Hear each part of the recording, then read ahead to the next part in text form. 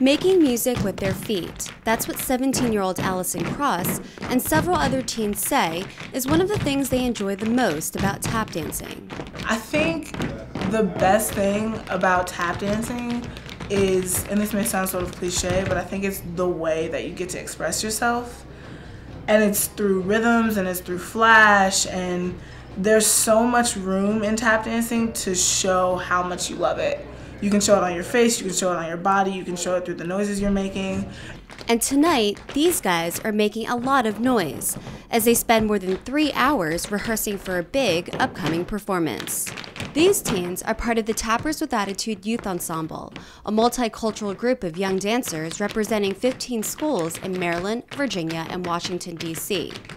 Although these dancers are young, many have been tapping for at least 8 years, some even more than a decade. I have been tap dancing since I was 5. Yeah, 5.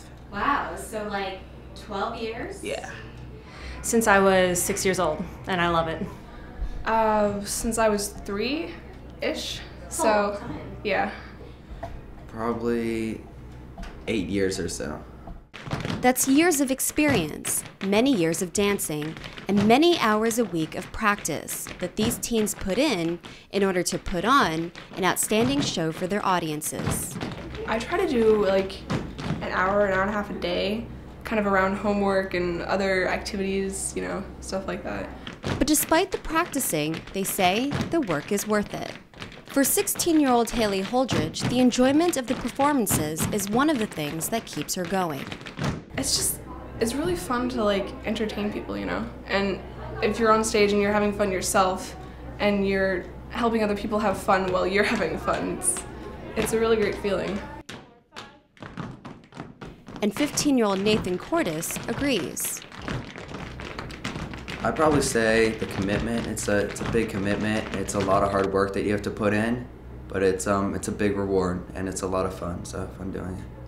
The history of tap dancing dates back to the beginning of the 20th century, with its roots intertwining with the early developments of blues and jazz music.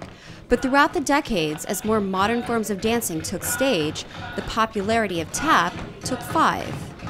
Until now. There are so many other dance forms, and you know, back in the 40s and 50s when tap dancing was, you could see tap dancing on Broadway, you could see it in the movies, and then it sort of declined being such a popular pop, culture thing, and it sort of became something that you had to look for. It wasn't right there in front of you. You couldn't go to the movie and say, oh, this has a tap dancing number. It was being replaced by ballet and jazz and contemporary.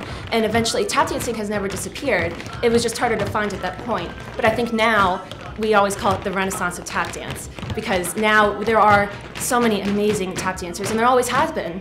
But now you can really, it's just, being part of this company, we have so many amazing experiences. You can work with so many amazing tap dancers. And I'm really happy that I found this company, because now I've met all these people who are, paving the way for more tap dancers in the future. Tap dancers like herself and the rest of the teens here in the youth ensemble. Many of these dancers are juggling other things in their lives: schoolwork, college applications, sports, and other extracurricular activities, because after all, they are teenagers. But whatever the stress and struggles they endure, the moment they string on their tap shoes and slide into the spotlight, these teens know that for a moment they can just enjoy themselves and listen to the tapping sound of their music.